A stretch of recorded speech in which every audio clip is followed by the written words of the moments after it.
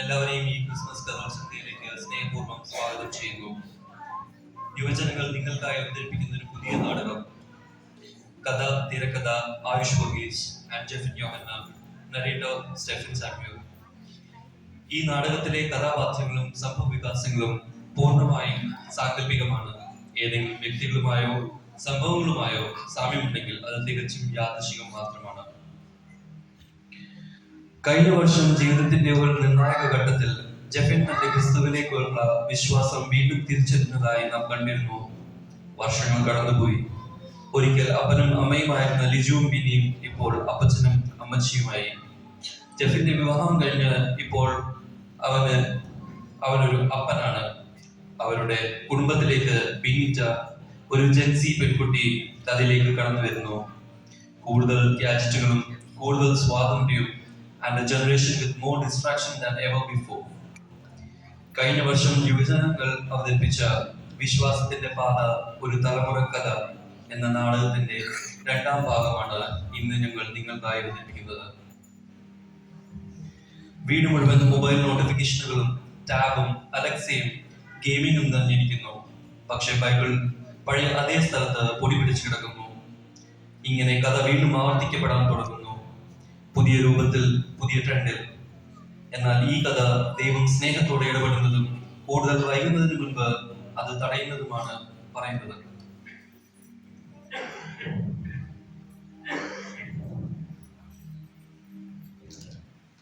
ബിനിയെ കഴിക്കാൻ തോന്നി. ഇന്ന് വീട്ടിലാണോ?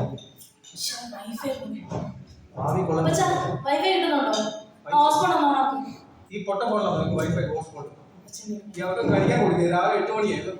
ബ്രേക്ക്ഫാസ്റ്റ് കൊടുത്ത് 8 മണിയായതല്ലേ ഉള്ളൂ. മൊബൈൽ നോക്കുന്നത്. അമ്മച്ചി വൈഫൈ കിട്ടുന്നില്ല, എനിക്ക് റീൽസ് അപ്ലോഡ് ചെയ്യണം. അതൊക്കെ കഴിച്ചിട്ട് ചെയ്യണം. എന്റെ ഫോളോവേഴ്സ് എനിക്ക് വേണ്ടി വെയിറ്റ് ചെയ്യുന്നു. ഇൻസ്റ്റാഗ്രാമിലുള്ള അൽഗോരിതം ഒക്കെ ഉണ്ട്, അതൊക്കെ ഫോളോ ചെയ്യണം. അൽഗോരിതമോ? നീ ഇൻസ്റ്റാഗ്രാമിൽ പേജ് വല്ലോ? അതൊക്കെ നിനക്ക് എങ്ങനെ അറിയാം? ഉണ്ട് പപ്പ, പപ്പയ്ക്ക് അറിഞ്ഞൂടെ? ഫേക്ക് വിത്ത് വൈബ്സ് ഒന്ന് ഫോളോ ചെയ്തേക്ക്. അപ്പൊ ചാപ്പച്ചനോട് എന്തുവായാലും ദൈവത്തിന്റെ ഇൻസ്റ്റാഗ്രാമിന്റെ അൽഗോരിതം ഒന്നും കൺഫ്യൂസ് ആകല്ലേ. അത് എനിക്ക് പറയാൻ പപ്പ, ഇൻസ്റ്റാഗ്രാമിന്റെ റിതം ഫാസ്റ്റ് ആണ്, ഗോഡിന്റെ റിതം സ്ലോ ആണ്. സ്ലോ എങ്ങനെ? ഇപ്പൊ ഒരു പോസ്റ്റ് ഇട്ട് കഴിഞ്ഞാൽ അപ്പൊ തന്നെ ലൈക്കും ഷെയറും കമന്റും ഒക്കെ കിട്ടും. പ്രാർത്ഥിച്ചു കഴിഞ്ഞാൽ എന്നാ ഇതൊക്കെ കേൾക്കുന്നത്? ആടെ ഇപ്പം ബ്രേക്ക്ഫാസ്റ്റും ഹോംവർക്കും പ്രേയറും എല്ലാം അൽഗോരിതത്തിന്റെ ടൈം ടേബിൾ ആണോ? നിങ്ങളുടെ ഈ വൈഫൈയും ഈ അൽഗോരിതം എല്ലാ ദിവസവും മുടങ്ങാതെ നടക്കുന്നുണ്ടല്ലോ. അവിടെ പൊടി പിടിച്ചൊരു വേദപുസ്തകമുണ്ട്. അത് വല്ലപ്പോഴും ഒന്ന് അത് ക്ലീൻ ചെയ്ത് വായിച്ചാൽ നിങ്ങൾക്ക് കൊള്ളാം. അതിന് നമുക്കൊരു കാര്യം ചെയ്യാം. അത് നമുക്ക് നവീകരണത്തിന് വേണ്ടി അടച്ചു വെച്ചു അല്ലേ? നിങ്ങളുടെ ഭാഷയെ പറഞ്ഞു കഴിഞ്ഞാൽ ക്ലോസ് ഫോർ റെനോവേഷൻ എന്ന് എഴുതി വെക്കും അവിടെ. എന്റെ പൊന്നു, എത്ര കഠിനമായ വാക്കുകളൊന്നും പറയാതെ പൊടി പിടിച്ച് കിടക്കുന്ന ജനല് വന്ന് കിടക്കുന്നുണ്ടോ? എന്റെ അപ്പുറത്തെ കൺസ്ട്രക്ഷൻ നമ്മുടെ തോമച്ചാന്റെ വീടിന്റെ ആ പൊടി അടിച്ച് ബൈബിളിനകത്തിരിക്കുന്നത്. അല്ലാതെ ഞാൻ രാവിലെ വായിക്കുന്നില്ല ബൈബിള്. മോനെ, ആ ബൈബിൾ എടുക്കാതിരിക്കുന്ന അലർജി കൊണ്ടാവുമെന്ന് പേടിച്ചാണോ? നിന്നോട് കൂടെ ഈ പറയുന്നത്. അമ്മച്ചി, അത് എന്റെ ബൈബിൾ അല്ല. എന്റെ പൊന്നു, അപ്പൊ ഞാൻ ഇപ്പൊ കുറച്ചു നേരം കൂടെ പറഞ്ഞതല്ലേ, ഞാൻ രാവിലെയും കൂടെ വായിച്ച ബൈബിളാണ്. അതിനകത്തുണ്ടോ ആ ബുക്ക് മാർക്ക് ഉണ്ടോ? ഞാൻ രാവിലെ വായിച്ചത് തന്നെ. എടാ, സ്വന്തം അപ്പനോട് പോലും കള്ളം പറയണോ? നീ 2 മാസമായി ആ ബൈബിൾ എടുത്തിട്ട്. ഞാൻ പറയാം, ഞാനേ നിന്റെ അപ്പനാ അല്ലെന്ന് ആരെങ്കിലും പറഞ്ഞു? എടാ, ആ വേദോസം കണ്ടാൽ തന്നെ അറിയാം നീ അത് തൊട്ടിട്ടില്ല. നീ ആരോടെ കള്ളം പറയുന്നത്? മനുഷ്യനെ പേടിപ്പിക്കില്ലേ?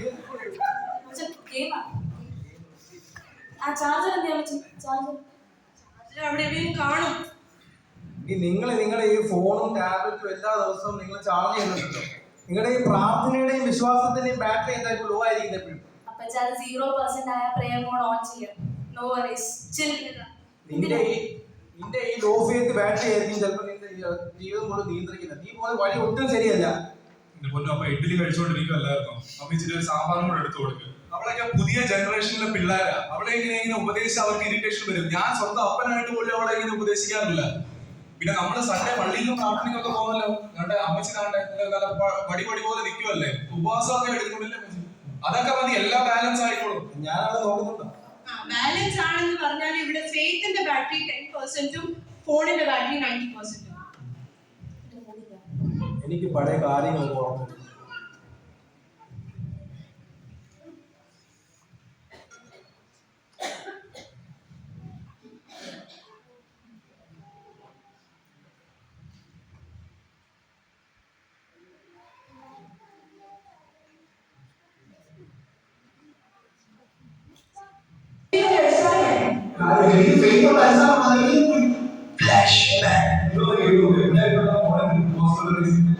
ഭൂലോകം സൃഷ്ടിച്ച കർത്താവിനു സ്തുതി, പ്രേമത്തെ സൃഷ്ടിച്ച കർത്താവിനു സ്തുതി.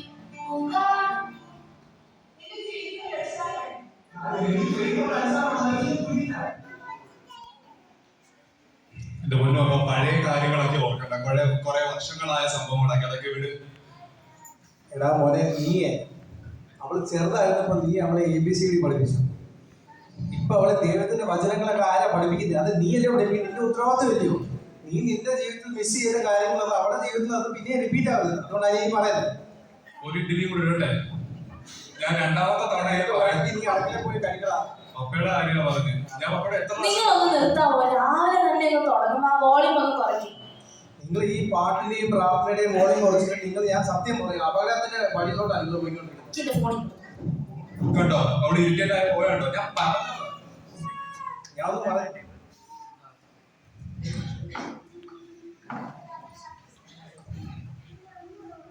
അങ്ങനെ തന്നെ ചക്രം വീണ്ടും കറങ്ങുന്നു.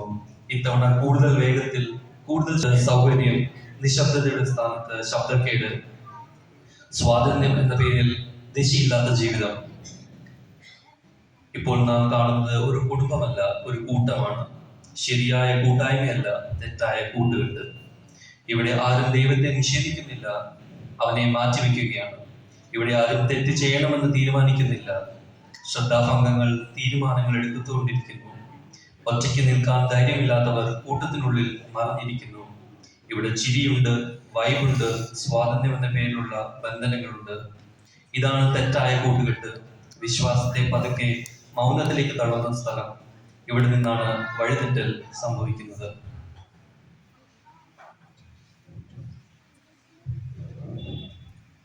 Hey bro, what's up?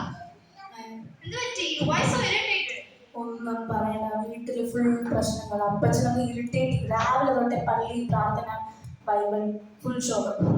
അതൊക്കെ വിട് ബ്രോ, ക്രിസ്മസ് സീസൺ അല്ലേ. Let's enjoy life, not waste in church. Exactly, carol rounds, prayer, convention, every year same speech. അതൊക്കെ വിട്, let's plan a new year party. പള്ളി പോയാൽ എന്ത് കിട്ടും? ആകെ 4 ആൾക്കാർ വേണം. അന്നത്താണെങ്കിൽ 2 ആൾക്കാർ ഉറങ്ങുന്നു, ബാക്കി 2 പേർക്കാണെങ്കിൽ ചോദ്യങ്ങൾ മാത്രം. 10 കഴിഞ്ഞാൽ 12 എവിടെ, 12 കഴിഞ്ഞാൽ കോളേജ് എവിടെ, കോളേജ് കഴിഞ്ഞാലോ ജോലി ആയാലോ കല്യാണം, കല്യാണം ആയാലും പിന്നെ കുട്ടികൾ. മതി മതി, അതൊക്കെ എനിക്ക് മനസ്സിലായി. പക്ഷെ ഞാൻ പപ്പയോടും അമ്മച്ചോടും എന്താ പറയും? Avoid all that. Come on bro, one life, thrill, peace, party. Let's enjoy, don't miss it. Let's go. Let's go. ഞാൻ പപ്പയ്ക്ക് ഒരു മെസ്സേജ് എടുത്തില്ല.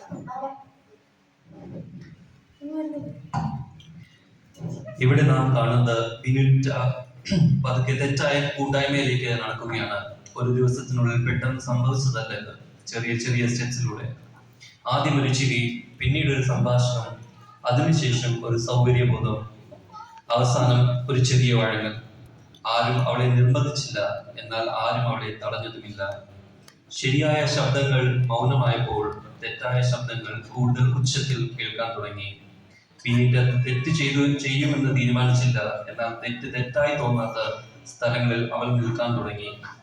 തെറ്റായ കൂട്ടായ്മ എന്ന് പറയുന്നത് എപ്പോഴും ദുഷ്കരമായ ആളുകളെയല്ല, ദൈവത്തെ പക്കലേക്ക് മാറ്റിവെച്ച് ജീവിതം ആസ്വദിക്കുന്ന കൂട്ടമാണ്. ഈ കഥയിൽ നാം കാണുന്നത് സഭയിലെ പരിചയക്കാരുടെയും അയൽവാസികളുടെയും കുത്തുവാക്കുകളും പോമച്ചകളും പൊക്കിപ്പറച്ചിലുകളും എങ്ങനെ ഒരു മനസ്സിനെ പതുക്കെ മുറിവേൽപ്പിക്കുമെന്ന് ആണ്.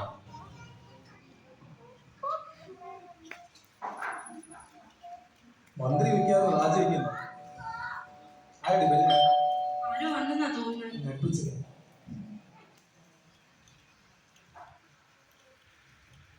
അച്ഛനാണ് തങ്കച്ചാനുണ്ട്.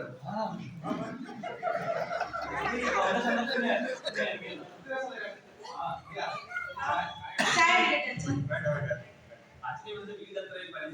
അച്ഛൻ?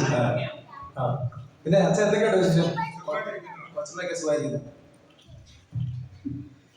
കൊച്ചുമൊക്കെ സുഖമായിട്ടിരിക്കുന്നു. അങ്കിളാക്കി എന്താണ് വിശേഷം? ആന്റിക്ക് മുട്ടവേദന ആണെന്നൊന്ന് കേട്ടല്ലോ. നല്ല മുട്ടുവേദന. കൊറേയൊക്കെ ഹോസ്പിറ്റലിൽ കയറി നടന്നു, കൊറേ ചെലവൊക്കെ ആയി. ഇതുവരെ ഇതിന്റെ ഒരു തീരുമാനമായിട്ടില്ല. അച്ഛോ, ഇത് വണ്ടി പണിയിലായിരുന്ന വണ്ടിയാണ്, ഇതിന് വേണ്ടി ചെലവ് ചെയ്യണോ? അച്ഛൻ എനിക്ക് പറയാൻ ഓ ഒന്നുമില്ല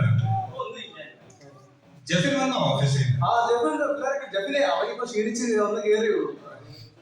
ജെഫിനെ മോൾ എവിടെ പുറത്തല്ലേ അങ്കിള്? അതെ, മോള് ജർമ്മനിയിലാണ്.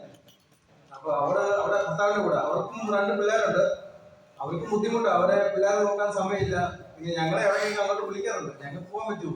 എനിക്കും മുട്ടുവേദന, എനിക്കും വയ്യ. എനിക്ക് ഇരിക്കുന്ന വെച്ചാൽ അത് ശരിയാ പറഞ്ഞത്. എന്റെ മോളും വെളിയിലുണ്ട്, അവള് വിളിക്കാറുണ്ട്. ഈ അപ്പച്ചാവാ അവിടെ ഒന്ന് സെറ്റിൽ ആവാൻ. ഞാൻ പറയാം ഈ കാലാവസ്ഥയാ അവിടുത്തെ അച്ഛൻ അറിയാലോ, അത് നമുക്കൊന്നും ഒക്കത്തില്ല. എന്റെ മോളാണെങ്കിൽ അവിടെ നല്ലതായിട്ട് സെറ്റിൽ ആയിക്കോ. അവിടൊക്കെ 2 നല്ല വീടൊക്കെ വാങ്ങിച്ചു, വലിയ വീടൊക്കെ. നമ്മളൊക്കെ അത് അന്തിച്ചു പോകും. പിന്നെ എന്റെ മോള് കമ്മിറ്റിയിലൊക്കെ ഉണ്ട്, പള്ളിയിലെല്ലാം ആക്റ്റീവാ. പിന്നെ നമ്മുടെ എന്റെ ലിലിമോള്, അവള് യൂത്തിലും പോലൊക്കെ ആക്റ്റീവാ.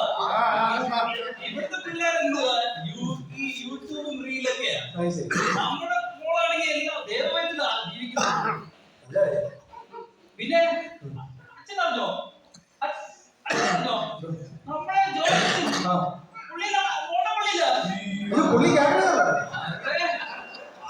എന്റെ അച്ഛൻ ഓണപ്പള്ളിയിലെ ആൾക്കാർ പറഞ്ഞിട്ടുണ്ടായിരുന്നു. ഇത് അച്ഛന്റെ എന്താ പറഞ്ഞ ആ വർക്ക് എല്ലാവർക്കും ഇഷ്ടപ്പെട്ടു. അച്ഛന്റെ ഉന്മേഷവും ആ ഊർജവും അവിടെ ആൾക്കാർക്ക് ഇഷ്ടപ്പെട്ടു. ശരി, എനിക്ക് ഓർമ്മയുണ്ട് അച്ഛൻ ഇവിടെ ഉള്ള കാലത്ത് നല്ല ഉന്മേഷമാണ് അച്ഛൻ ഇവിടെ. പിന്നെ എന്താ പറഞ്ഞ അവിടെ പിള്ളേർക്ക് അച്ഛന്റെ ഫാൻ ക്ലബാ, അച്ഛന്റെ ഫാൻ ക്ലബാ. പിന്നെ എന്തോ നമ്മളെ അച്ഛനെ ഇടയ്ക്ക് റീല് വന്നിരുന്നു. അച്ഛൻ കണ്ടോ? ഞാൻ ഇൻസ്റ്റാഗ്രാമിൽ ഫേസ്ബുക്കിൽ കാണാം. ആഹാ, കാണാൻ ഈ ക്യാപ്റ്റൻസ് റീല് ഇറങ്ങിയിട്ടുണ്ട്. അച്ഛൻ ഒറ്റ കാലം ഇങ്ങനെ ഡാൻസ്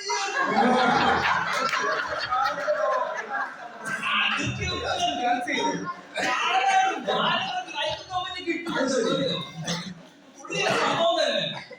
അങ്കിള് ഈ പ്രായത്തിലും ഇൻസ്റ്റാഗ്രാമിൽ നമ്മളൊക്കെ ഇങ്ങനെ ചുമ്മാ ലൈക്കും കമന്റൊക്കെ ഇട്ടോണ്ട് നടക്കും. വേറെ ജോലിയില്ലല്ലോ. അതുകൊണ്ടാ മോനിപ്പോ ജോലി പോകുന്നു. മോനെ എങ്ങനെയുണ്ട്? കുഴപ്പമില്ല അങ്കിള്, സ്ട്രെസ് ഒക്കെ ഉണ്ട്, കാര്യങ്ങളൊക്കെ പോകുന്നു. അതെ ഇഞ്ചവടി ഫേസ് 3 എന്നാ വരുന്നത്. പിന്നെ ട്രാഫിക് ഒക്കെ വരുമ്പോ ഒരു സമയമാവും. ഭാര്യ കാണുന്നില്ലല്ലോ. ഭാര്യ നമ്മള് വീട്ടിൽ വരെ ഒന്ന് പോയേക്കോ.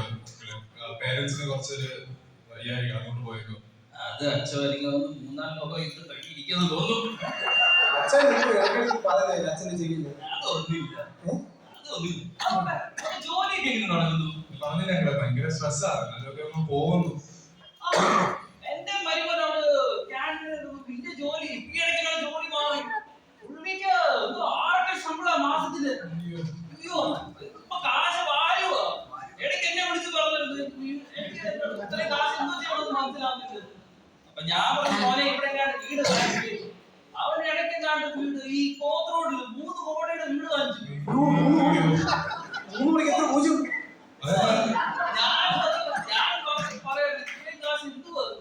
പോത്രോഡിലോ? കാനഡയിൽ എന്ന സ്ഥലം പോയാലോ? ഞാനിപ്പം പത്രം വായിച്ചല്ലോ, അവിടെ പുലി ചാടി അച്ഛൻ സൂക്ഷിക്കണം. ഇരിക്കട്ടെ, ഒരു 2 കടി കിട്ടുമ്പോ മനസ്സിലായി.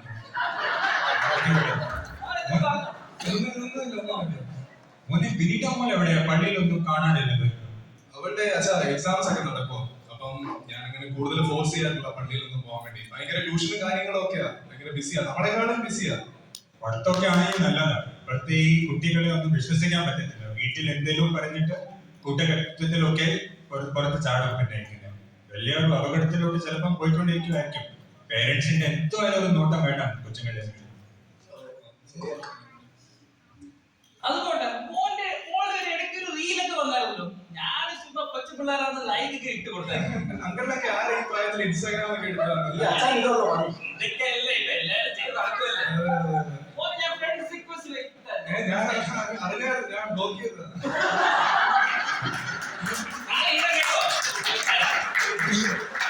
നിങ്ങൾ ഈ പ്രായത്തിൽ ഞാൻ അതാ പറയുന്നത്, ഇൻസ്റ്റാഗ്രാം ഡൗൺലോഡ് ചെയ്യുന്നത്. അല്ലെങ്കിൽ ഈ മാതിരി തള്ളൊക്കെ നിങ്ങൾ മറിയും ഈ പ്രായത്തിൽ. അല്ല നിങ്ങളുടെ ഇൻസ്റ്റാഗ്രാമിന്റെ റീലിന്റെ കാര്യമൊക്കെ പറഞ്ഞു.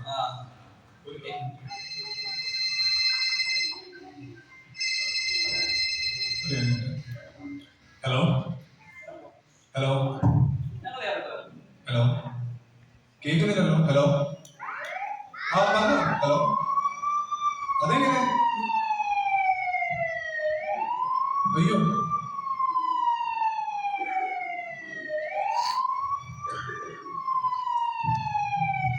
ബീനിറ്റ ഒരു അപകടത്തിൽപ്പെട്ടു. ഒരു നിമിഷം കൊണ്ട് എല്ലാം ഇരുട്ടിലായി. ശബ്ദങ്ങൾ അകലെയായി. ജീവിതം തന്നെ നിശ്ചലമായി തോന്നി. മനുഷ്യരുടെ കണ്ണിൽ അതൊരു സാധാരണ അപകടമായിരിക്കും. എന്നാൽ ദൈവത്തിന്റെ കണ്ണിൽ അത് ഒരു മുന്നറിയിപ്പായിരുന്നു. ഭാഗ്യം എന്ന് പറയണമെങ്കിൽ സത്യത്തിൽ അത് ദൈവത്തിന്റെ കാവലായിരുന്നു അവളുടെ ജീവൻ തിരിച്ചു കിട്ടിയത്. മരണത്തിന്റെ വക്കിൽ നിന്ന് അവളെ തിരിച്ചു വിളിച്ച കൈകൾ ഇനിയും അവളെ വിട്ടുകളയാൻ തയ്യാറായിരുന്നില്ല. അവിടെ ആ ആശുപത്രിമുറിയിൽ അവളുടെ ജീവിതം വീണ്ടും അർത്ഥം കണ്ടെത്താൻ തുടങ്ങി. ആശുപത്രിയിൽ നിന്ന് ബിനിറ്റ വീട്ടിലേക്ക് മടങ്ങി വന്നു. വലിയൊരു കൂട്ടമൊന്നുമില്ലായിരുന്നു. ശബ്ദങ്ങളില്ലായിരുന്നു, അഭിനന്ദനങ്ങളും ഇല്ലായിരുന്നു. അവളുടെ ചുറ്റുമുണ്ടായിരുന്നത് അവളുടെ കുടുംബം മാത്രം. മോളെ, എന്താ പറ്റിയത്? അപ്പൊ ഒന്നും പറയണ്ട, പാർട്ടി, ബൈക്ക്, മ്യൂസിക് എല്ലാം സ്ലിപ്പായി. എനിക്ക് വേറെ ഒന്നും ഓർമ്മയില്ല. എന്തിനാ ഞങ്ങളോട് കള്ളം പറഞ്ഞേ? അമ്മച്ചി എന്റെ ഫോൺ എന്തി? ഫോണൊന്നും എടുക്കാൻ പറഞ്ഞിട്ടില്ല doctor. Full time bed rest ആണ് പറഞ്ഞിരിക്കുന്നത്. No screen time. എന്റെ ഫ്രണ്ട്സ് ഒക്കെ എന്തി? അവരൊരു മെസ്സേജ് പോലും അയച്ചില്ലേ? അവർ വന്നില്ലേ? അവിടെ അവര് വന്നിട്ടില്ല. പക്ഷെ ഞങ്ങളെല്ലാരും ഉണ്ടല്ലോ നിങ്ങളുടെ കൂടെ. ജെഫിനെ ആരാ നോക്കിയത്? അച്ഛനായിരിക്കും. അച്ഛനെ അറിയാം അച്ഛനൊക്കെ എങ്ങനെ അറിഞ്ഞു? പണിക്കാരെല്ലാവരും. ആ അച്ഛാ, വാ അച്ഛാ. എങ്ങനെയുണ്ട് മോനെ? കുഴപ്പമില്ല അച്ഛാ, ഇപ്പൊ കോൺഷ്യസ് ആയതേ ഉള്ളൂ. ഭയങ്കര വാശിയാണ്.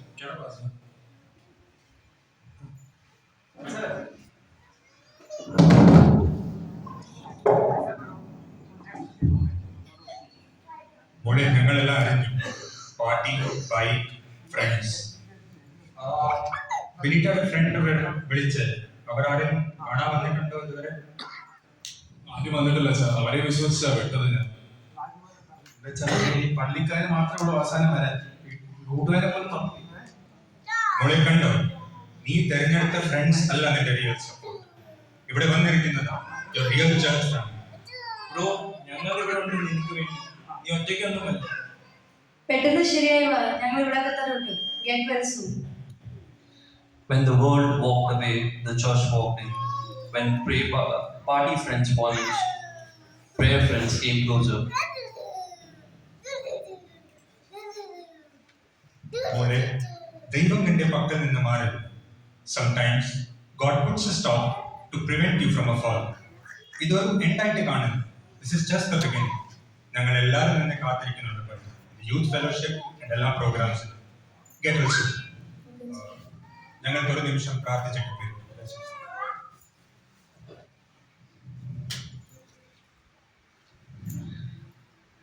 ആ സമയത്ത് അവൾക്ക് മനസ്സിലായി വാക്കുകളിൽ അടുത്തതായി തോന്നിയ പലരും ദൂരെ നിന്നിരുന്നുവെന്ന്. പക്ഷെ നിശബ്ദതയിൽ പോലും കൈപിടിച്ചു നിന്നത് കുടുംബം തന്നെയായിരുന്നു.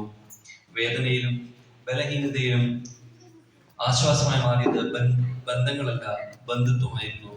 ആശുപത്രിയുടെ വാതിക്കൽ അവളുടെ ജീവിതം ഒരു സത്യം വീണ്ടും പഠിച്ചു. എല്ലാവരും പോകുമ്പോൾ ഒപ്പം നിൽക്കുന്നതാണ് യഥാർത്ഥ കുടുംബം. അച്ഛനും യുവസുഹൃത്തുക്കളും അവിടെ നിന്ന് പോയി. വീണ്ടും നിശബ്ദത മാത്രമാണ് ശേഷിച്ചത്. പക്ഷെ ദൈവവചനം അവിടെ തന്നെയായിരുന്നു, മാറാതെ മങ്ങാതെ. മനുഷ്യരുടെ ശബ്ദങ്ങൾ അകലെയായപ്പോൾ ദൈവത്തിന്റെ ശബ്ദം കൂടുതൽ വ്യക്തമായി കേൾക്കാൻ തുടങ്ങി. വാക്കുകളായി വായിച്ചിരുന്നതല്ല, ഇനി ഹൃദയത്തിന്റെ ആഴങ്ങൾ മുഴങ്ങുന്ന വിളിയായിരുന്നു അത്.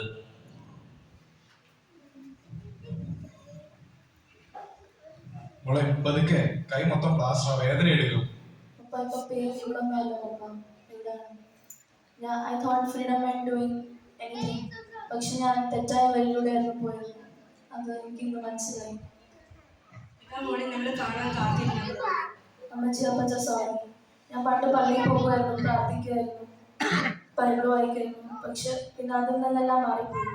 But now I have realized whatever I was doing was wrong. I'm sorry. ഈ മോളെ, നിന്റെ ഈ തിരിച്ചുവരവാണ് നമ്മുടെ ദൈവത്തിന് ആവശ്യം. സ്വർഗം സന്തോഷമായി. പപ്പ സോറി. ഞാൻ കാരണം പപ്പയോരോടൊക്കെ കള്ളം പറയേണ്ടി വന്നു. നിങ്ങളെല്ലാവരോടും സോറി. മോളെ, ഞാനും sorry. I failed to guide you as a parent. നിന്റെ പല തെറ്റുകളിലും ഞാൻ കൂട്ടിയിരുന്നു, which was very wrong. പക്ഷെ ഇനി മുതൽ അങ്ങനെ ചെയ്യാൻ പാടില്ല. പള്ളി പ്രാർത്ഥന അതൊക്കെ പതിവായി പിന്നെയും നമുക്ക് തിരുവനന്തപുരത്ത്. അതെ, നമുക്കിനി നിർബന്ധമായിട്ട് ഒരു കുടുംബ പ്രാർത്ഥന വെക്കണം. അതാണ് നമ്മുടെ ഒരു ബലം. അതെ, ബിനി പറഞ്ഞ പോലെ നമുക്ക് ഇന്നു മുതൽ എല്ലാ ദിവസവും മുടങ്ങാതെ നമുക്ക് കുടുംബ പ്രാർത്ഥന തുടങ്ങണം. അത് നിങ്ങൾ ഒരു വാക്യം മാത്രം വായിച്ചാൽ കുഴപ്പമില്ല, പക്ഷെ ഹൃദയത്തിൽ നിന്നായിരിക്കും. വാക്ക് വായിക്കാം. ഞാനും എൻ്റെ കുടുംബവും എന്നും യഹോവയെ സേവിക്കും.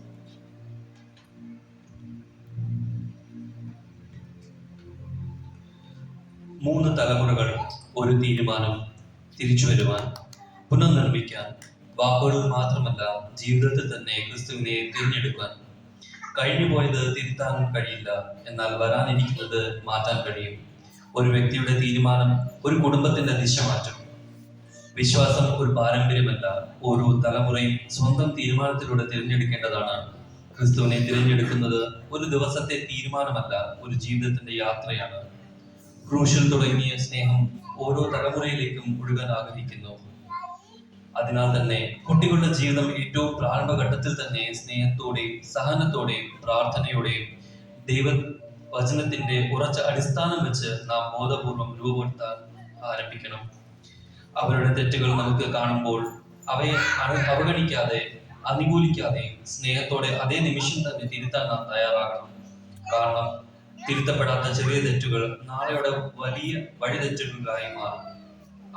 അവർ വളരുമ്പോൾ ഈ ലോകത്തിന്റെ കെട്ടിച്ചമച്ച ശബ്ദങ്ങളിലും താത്കാലിക ആകർഷണങ്ങളിലും വഴിതെറ്റാതെ ദൈവത്തിലേക്ക് ഉറച്ച വിശ്വാസത്തിലും സഭയിലേക്കുള്ള ആഴത്തിലും ആത്മീയ ബന്ധത്തിലും വളർന്നു വരട്ടെ.